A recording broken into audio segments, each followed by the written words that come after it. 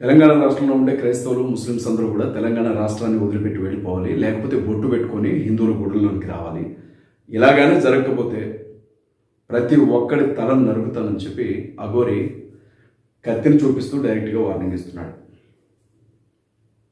హైదరాబాద్లో ఇందిరా పార్క్ దగ్గర జరిగిన ధర్నాలో హిందూ సంఘాలన్నీ కలిసి బంగ్లాదేశ్లో జరుగుతున్నటువంటి హిందువుల మీద జరుగుతున్న దాడులను ఆపకపోతే తెలంగాణలో ఉండే మైనార్టీలందరినీ, అంటే ముస్లిమ్స్ని, క్రైస్తవుల్ని, దళితులందరినీ కూడా లేపేస్తామని చెప్పి అఫీషియల్గా వాడు వార్నింగ్ ఇచ్చాడు.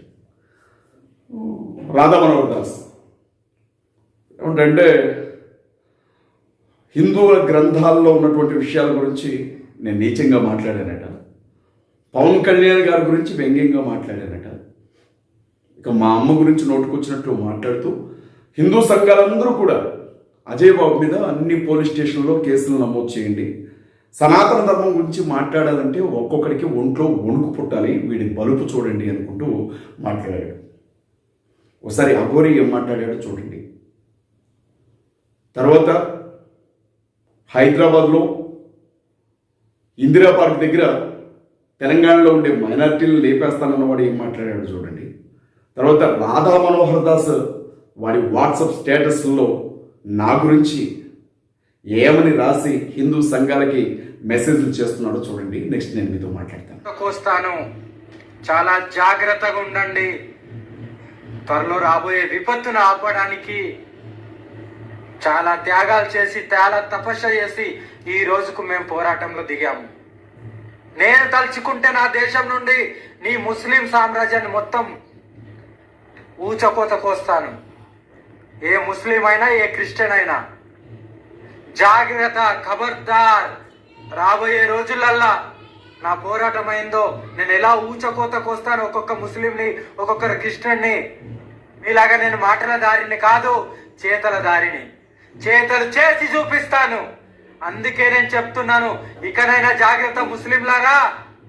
ఉంటే ఈ భారతదేశంలో, నా భారతదేశంలో, నా హిందుస్థాన్లో ఉంటే ఒక హిందూగానే ఉండండి, లేదంటే ఈ దేశం వదిలేసి పారిపోండి.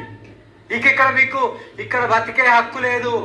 బొట్టు పెట్టుకోండి, గుళ్ళకి రండి, పూజ చేసుకోండి, మీరు బాగా బతకండి. మీకు దమ్ముంటే నన్ను ఆపుకోండి, మీకు దమ్ముంటే నన్ను ఆపుకోండి. నన్ను ఆపాలంటే నేను నాది ఈ దేహం వదిలేసి, లేకుంటే నా ప్రాణం వెళ్ళితేనే కానీ నా పోరాటం ఆగదు. కానీ నేను ఇక్కడ ఆపను. ఒక్కొక్కరిని ఊచకోత కోస్తాను, ఒక్కొక్కడికి తలలు లేచిపోతాయి. చెప్తున్నాను, జాగ్రత్త ఉండండి. ఇప్పటికే ఎవ్వరిని కూడా వదిలిపెట్టే సమస్య లేదు. నేను వస్తున్నాను, త్వరలో వచ్చి ఒక్కొక్కరి సంగతి చెప్పబోతున్నాను. ఒక్కొక్కరిని ఊచకోత కోస్తా. ఈ కోసే బాధ్యత నాది. ఆ బాధ్యత నేను తీసుకున్నాను, నేను కంకణం కట్టుకున్నాను. ఏదో రాజ్యాంగం అంటున్నారు, నా దగ్గర రాజ్యాంగాలు, గీజ్యాంగాలు, చట్టాలు నడవై. హిందువుల పైన అక్కడ దాడులు ఆపుకుంటే తెలంగాణలో ఉన్నటువంటి మైనారిటీ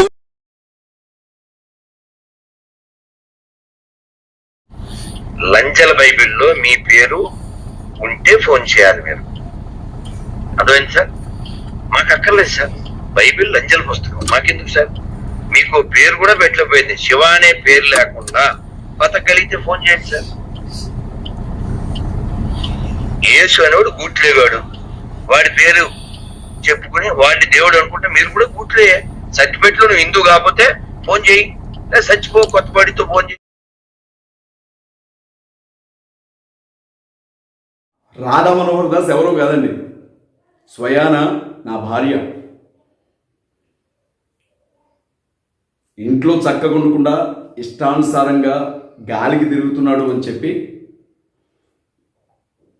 4-5 సార్లు చెమట వచ్చేసరికి ఇల్లు వదిలిపెట్టి పారిపోయాడు.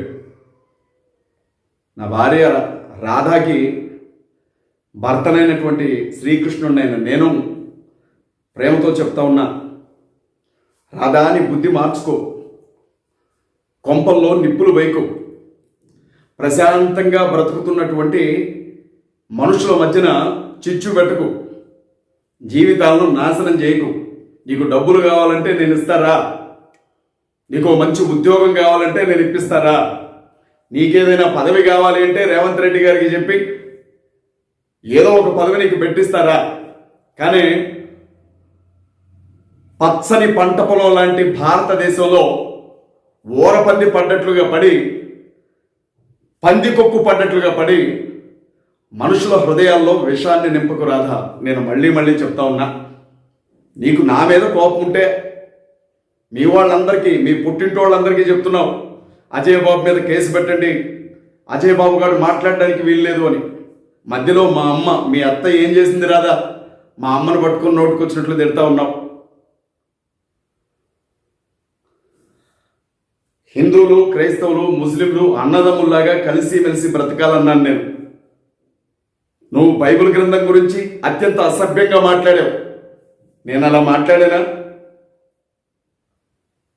నీ గ్రంథాల గురించి లేదు కదా.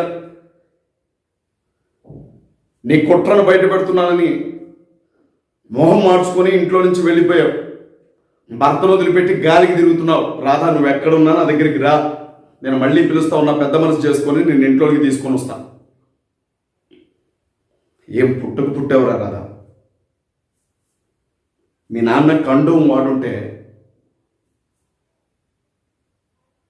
నీలాగా మనుషుల మధ్యన చిచ్చు పెట్టే ఒక చీడ పురుగు ఈ భూమి మీదకి రాకుండా ఆగుండేది. భారతదేశానికి ఎంతో మేలు చేస్తుండేవాడు ఆ రోజు మీ నాన్న. నా తల్లి గురించి మాట్లాడుతున్నావు. మీ అమ్మగారికి నా హృదయపూర్వకమైన వందనాలు. అమ్మ ఎవరికైనా అమ్మే, అమ్మ చల్లగా ఉండాలి. రాధా మనోహర్ దాస్ నా మీద కేసులు పెట్టమని చెప్పి హిందువులకు సంబంధించిన అన్ని గ్రూపుల్లో మెసేజెస్ సర్క్యులేట్ చేస్తూ ఉన్నాడు. ప్రపంచవ్యాప్తంగా ఉండే కొన్ని వందల కోట్ల మంది క్రైస్తవులు ఆరాధించే యేసుక్రీస్తు ప్రభువుని వీడు నోటుకొచ్చినట్లుగా మాట్లాడచ్చు, తప్పులేదు. బైబిల్ గ్రంథాన్ని వీరు నోటుకొచ్చినట్లుగా తిట్టొచ్చు, తప్పులేదు.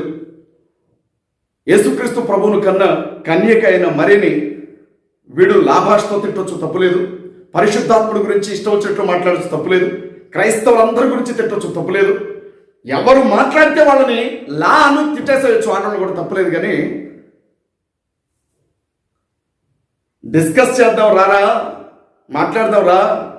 బైబిల్ సెక్స్ బుక్కా, లేకపోతే నువ్వు సంఖ్యలో పెట్టి తిరిగే పుస్తకాల్లో ఆ దరిద్రం ఉందా, డిస్కస్ చేద్దాం అనేసరికి రాధా కోపం వచ్చింది, అలిగి వెళ్ళిపోయింది. రాధా మనోహర్ దాస్ ఎక్కడన్నా కనపడితే మీ ఆయన పిలుస్తున్నాడు, ఇంటికెళ్ళు అని చెప్పండి. పోలీస్ కేసులకు భయం, మరి భయం రా నాకు. రాజ్యాంగానికి లోబడే వ్యక్తిని నేను, చట్టానికి లోబడే వ్యక్తిని నేను, ప్రభుత్వానికి భయపడే వ్యక్తిని నేను, వీటన్నిటికంటే ఎక్కువగా ప్రజాస్వామ్యానికి భయపడే వ్యక్తిని, దేవునికి భయపడే వ్యక్తిని. రోజుకోసారి చస్తూ బ్రతకడానికి జీవితం మీద నాకు పెద్దగా ఆశ ఏం లేదు. నాకు లైఫ్ అంటే ఆశ ఉండదు, చావంటే బ్రతుకు ఉండదు. నిజం రాధా, ఎన్నో సంవత్సరాలు నాతో పాటు లేకపోయినా నా గురించి నీకు బాగా తెలుసు. మన ఇద్దరి మధ్య స్నేహం కొంతకాలమే అయినా నువ్వు నన్ను బాగా అర్థం చేసుకోగలవు కదా. అర్థం చేసుకుంటున్నావు అనుకుంటున్నా. ఒక్కసారి పుట్టాను అమ్మ కడుపులోంచి, ఒక్కసారి చేస్తాను. నీలా అటు ఇటు కానీ అరగుండుగాళ్ళు సగం కొట్టుకొని నెత్తి మీద గుండుని తిరుగుతూ ఉంటే దానికి కూడా భయపడతానా? అంటే పవన్ కళ్యాణ్ గారి గురించి అసభ్యంగా మాట్లాడాను, ఎన్నో వీడియోలు మాట్లాడాను. చూపించు, ఏం అసభ్యంగా మాట్లాడాను? బంగ్లాదేశ్లో హిందువుల మీద దాడి జరుగుతుంటే పవన్ కళ్యాణ్ మాట్లాడాడు. ఆంధ్రప్రదేశ్ రాష్ట్రానికి డిప్యూటీ మినిస్టర్, ఆయన డిప్యూటీ చీఫ్ మినిస్టర్. మరి ఆయన చెప్పొద్దా? మణిపూర్ రాష్ట్రంలో జరుగుతున్న గొడవల గురించి మాట్లాడరా? ఆడబిడ్డలే నగ్నంగా నడి రోడ్ల మీద ఊరేగిస్తే పవన్ కళ్యాణ్ మాట్లాడాలా వద్దా? నువ్వు చెప్పురాదా? చెప్పవే నువ్వు. మతం పేరుతో క్రైస్తవులు అక్కడ ఓచుకోత కోసారు, మాట్లాడాలి కదా. ఇళ్ళు దారి పెట్టారు, మాట్లాడాలి కదా.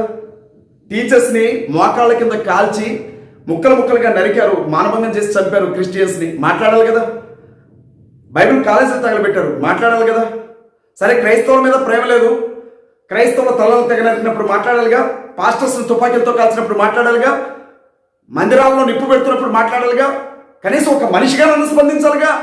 కానీ ఆయన ఎప్పుడైనా స్పందించాడా? భారతదేశంలో జరుగుతున్న ఏ మతపరమైన గొడవ గురించి ఆయన మాట్లాడా? అంతవరకు ఎందుకు పిఠాపురంలో ఆయన సొంత నియోజకవర్గంలో ఒక ఆడబిడ్డను రేప్ చేశారు, దాని గురించి ఆయన ఏమైనా మాట్లాడా? కడప జిల్లా రాయచోట్లో మసీదుల ముందు నిలవబడి స్వామియే అయ్యప్ప అనాల్సిన వాళ్ళు జై శ్రీరామ్ అనుకుంటూ గొడవకి దిగారు, పెద్ద ఎత్తున ఘర్షణ జరిగింది, దాని గురించి మాట్లాడా? అన్నమయ్య జిల్లాలో దళితులు భోజనం చేయడానికి హోటల్కి వెళితే దళితులు ఎవరు హోటల్లోకి రావద్దు, బయటకు వెళ్ళిపోతున్నారు, దాని గురించి ఎవరు మాట్లాడారు? ఈనాటికి కూడా దళితుల నోట్లో మూత్రాలు పోస్తున్నారు, దాని గురించి మాట్లాడారా? గుళ్ళోకి వస్తే గుళ్ళు బయలుపడింది, బళ్ళలోకి వస్తే బడి బయలుపడింది. వేదాలు చదివితే నాలుకలకు వస్తారు, వింటే చెవుల్లో శేషాలు వస్తారు, తపస్సులు చేసుకునే వాళ్ళ తలలు నరుకుతారు. ఈ రోజు కూడా ఊరవతల బతకండి అంటారని వాళ్ళు అంటున్నారు. దీని గురించి మాట్లాడమని నేను అడిగినందుకు మన సొంత దేశంలో జరిగే వాటి గురించి మాట్లాడడానికి రాని రోషం బంగ్లాదేశ్లో మాట్లాడితే వస్తుందా, బంగ్లాదేశ్ గురించి వస్తుందా అని నేను అన్నదికి కోపం వచ్చిందా రాదా నీకు? పళ్ళు రాలిపోతాయి రాదా, కొట్టేస్తాను నేను అనుకుంటున్నాను రాధా మనోహర్ దాస్.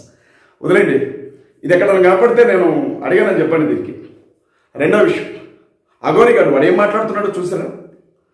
క్రైస్తవులు ముస్లింలు తలలు నరుగుతాంట. బొట్టు పెట్టుకొని గుళ్ళోకి వస్తే ఓకే, లేకపోతే తలలు నరుగుతామని కత్తి చూపెడుతున్నాడు. ఇంకా బొట్టు పెట్టుకోమన్నాడు కాబట్టి సరిపోయింది. బట్టలన్నీ ఓడి తీసుకొని నాలాగా బోసిముడితో తిరగమన్నా బతికించాడు ఈ విషయం. ఒంటికంతా బూడిద పూసుకొని మగాళ్ళందరూ కూడా అంగమార్పిడి చేయించుకొని లింగ మార్పిడి చేయించుకొని ఆడవాళ్ళకి మారిపోయి మీరందరూ కూడా అఘోరీల దగ్గరికి రండి, మా వాళ్ళు సెక్స్ కోరికలతో వెలువెల్లాడిపోతున్నారు, గంజాయి తాగుతూ ఉంటారు, వస్తే మీ అందరితో కూడా వాళ్ళు శారీరకంగా కలుస్తారని చెప్పాల. శవాలు తిందాం రండి అని పిలవాల. గోమాత్రం కాపాడతాడంటే వీడు శవాలు తింటాడు దరిద్రుడు. చనిపోయిన మనిషి శవాన్ని వీడు తింటాడు, వీడు గోమాత్రం కాపాడతాడట. శవాలతో సెక్స్ చేస్తాడు వీడు. ఇలాంటి దరిద్రులు వాళ్ళ సనాతన ధర్మ రక్షకులని మాట్లాడుతుంటే మరి మాట్లాడాలి కదా.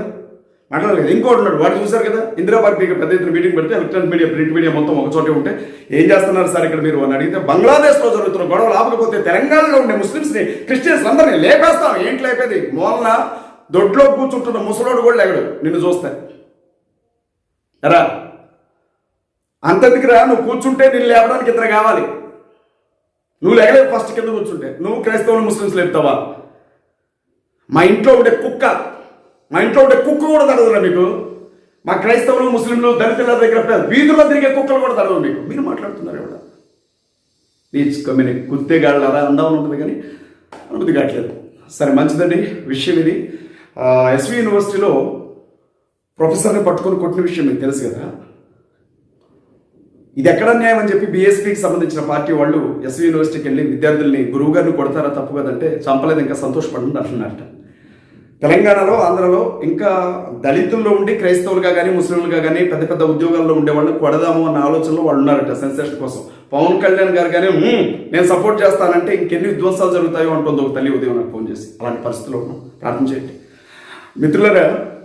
సిఎండిఎఫ్ వాళ్ళకి ఆర్ఎస్ఎస్ ఉంది, విశ్వ హిందూ పరిషత్ ఉంది, బజరంగ్ దళ్ ఉంది. మనకి సిఎండిఎఫ్ మాత్రమే ఉంది. కాంగ్రెస్ పార్టీ కానీ, తెలుగుదేశం కానీ, వైఎస్ఆర్ కాంగ్రెస్ పార్టీ కానీ, కాంగ్రెస్ కానీ ఏ పార్టీ కూడా, బీజేపీ కానీ మనకి మద్దతుగా మాట్లాడదు. మాట్లాడితే సిఎండిఎఫ్ మాట్లాడాలా, సిఎండిఎఫ్ కార్యకర్తలు నాయకులే మాట్లాడాలా. అయితే వాళ్ళకి ఎలక్ట్రానిక్ మీడియా టీవీ ఛానల్స్ ఎన్నో ఛానల్స్ ఉన్నాయి, మనకి ఏ ఛానల్ లేదు.